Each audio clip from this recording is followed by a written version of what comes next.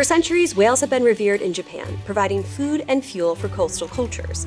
Historically, whales were sacred, gifts from the sea, honored with ritual burials and prayers.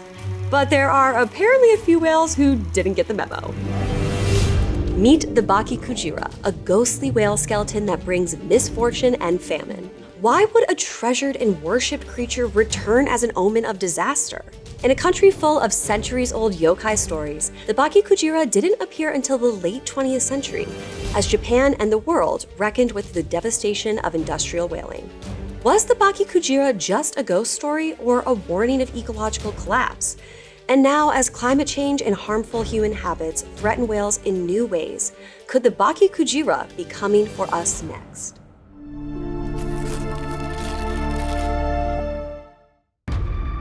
Going back thousands of years, Japanese indigenous cultures from the Jomon people to the Ainu fished for whales as food, oil, and tools, using every part of the whale, from fin to tooth.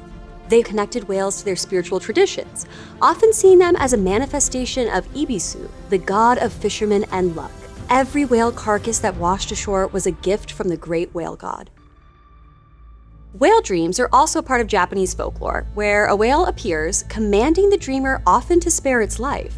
If ignored, the dreamer's family would suffer sudden accidental deaths or misfortune, like the overturning of a boat or a plague upon the village.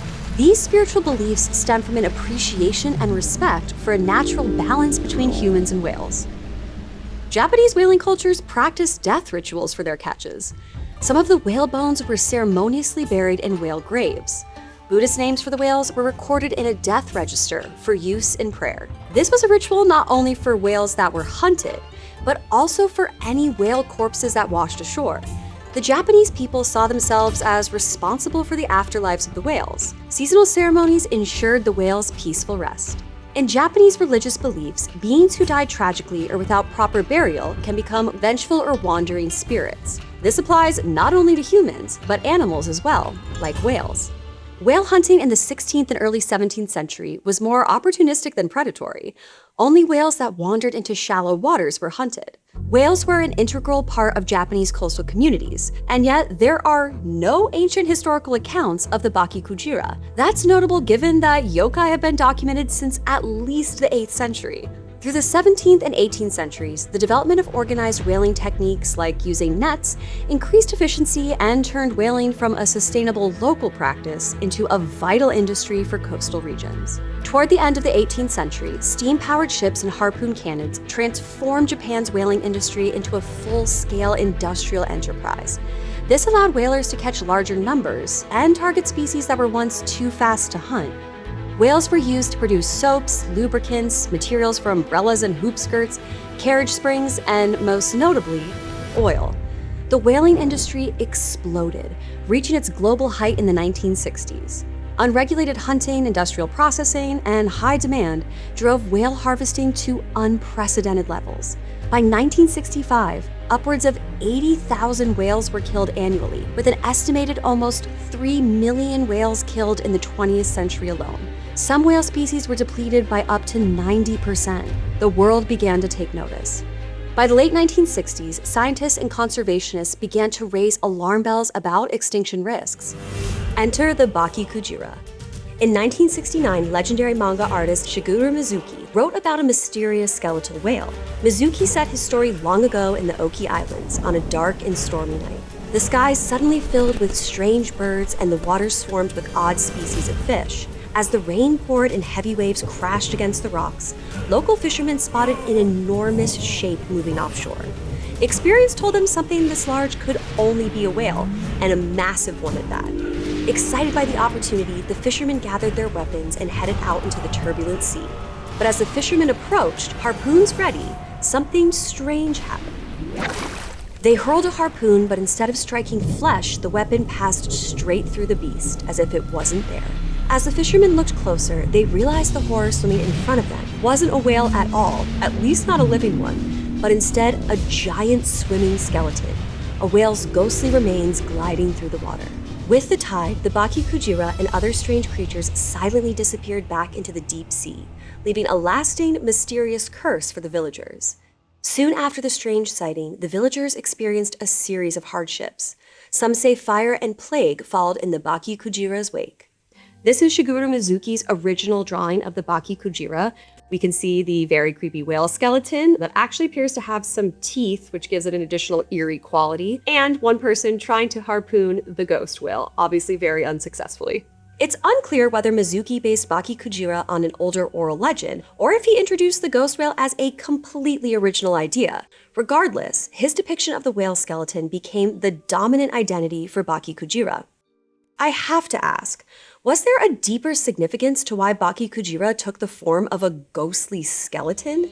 Mizuki could have taken inspiration from earlier Japanese folklore featuring skeletal forms. Gashadukuru, for instance, was a giant malevolent human skeleton formed from the bones of the dead. It was said to wander at night, seeking revenge on the living. Its name translates to starving skeleton. Similar to Baky Kujira, Gashadukuru represents an unrested spirit. By cultural custom, whales had afterlives to honor and spirits to protect, so appearing as a ghost wouldn't be totally unexpected, and could be a consequence of not honoring whales before consuming their meat. And besides looking freaking cool, skeletons symbolize what happens to a physical body after death. Whaling was hardly a simple process. Collecting resources from the whale was a feat that required the entire village's participation. Even when commercial whaling streamlined the process, crews ranging from 300 to 1,000 people worked together to harvest the meat, oil, bones, and baleen. This meant exposure to broken down whale carcasses, so a whale skeleton would be a fairly familiar cultural image. This was reinforced in the 19th century when the Japanese began making anatomical whale drawings, the only animals they chose to depict in this way at the time.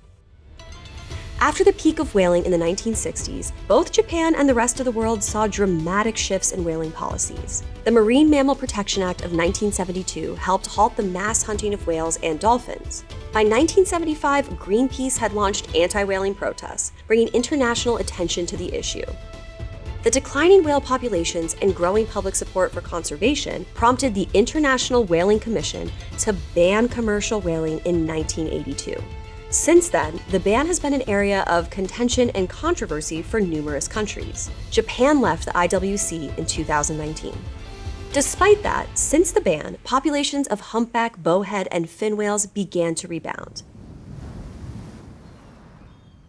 While the Baky Kujira legend is a ghost story, its themes might have subtly shaped attitudes towards whaling in Japan and beyond. It not only symbolized a time of scarcity and suffering, but also as a warning of a collapsing resource. While some whale species have shown signs of recovering, climate change now poses new threats. Rising sea temperatures and habitat disruption are threatening whale populations in ways we are only beginning to understand. The Baky Kujira, once seen as a supernatural warning, now takes on new meaning as a cautionary tale, a ghostly symbol of how environmental destruction can come back to haunt us. The ghost whale's legend teaches us that whether through overhunting or climate change, the past has a way of returning, and the Baky Kujira is a prophecy we cannot choose to ignore. Thanks for watching. This episode was part of PBS's Earth Month lineup, which includes a number of great new episodes celebrating our amazing planet. You should check out Untold Earth on PBS Terra, which takes you to Petrified Forest National Park, whose fossils may hold the key to understanding our planet's future. Links to that episode and PBS's entire Earth Month playlist are in the description. Peculiarity. Peculiar makes sense. Peculiar. That's easy to say.